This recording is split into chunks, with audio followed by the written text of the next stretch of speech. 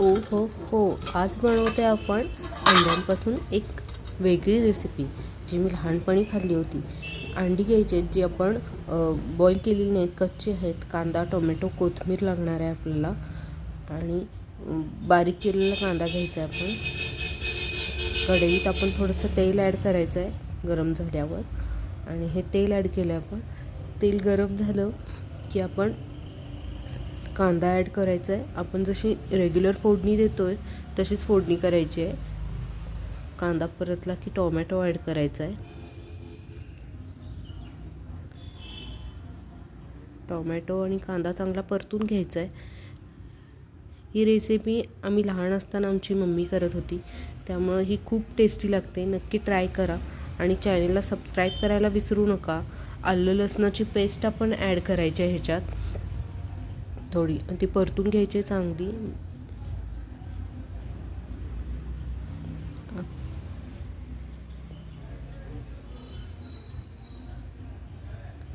हळद ॲड केली आहे आपण.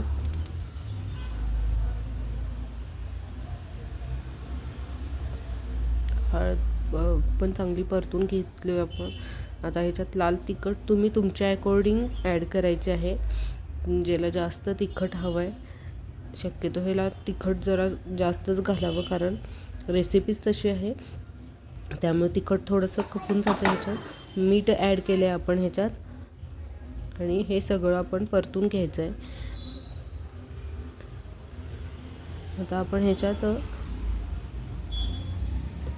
आपला मसाला ॲड करतो आहे, जो आपण सुक्याला मटणाच्या किंवा ह्याला ॲड करतो तसा, आणि त्याचंच पाणी आपण त्याच्यात घातलं आहे. हा मसाला थोडासा आता शिजू द्यायचा आहे आणि हा शिजेल तसा आपण त्याच्यात थोडंसं मध्ये एक खड्डा करायचा आहे मसाल्यात आणि त्याच्यात हे अंडा असं फोडून घ्यायचं आहे, जेणेकरून ते शिजेल.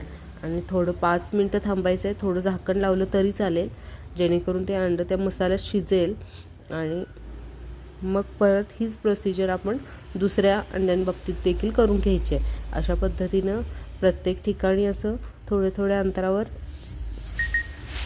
अंडी त्याच्यात फोडून ती थोडं शिजू द्यायची आहेत. ही इतकी टेस्टी लागते रेसिपी, नक्की ट्राय करायला हरकत नाही.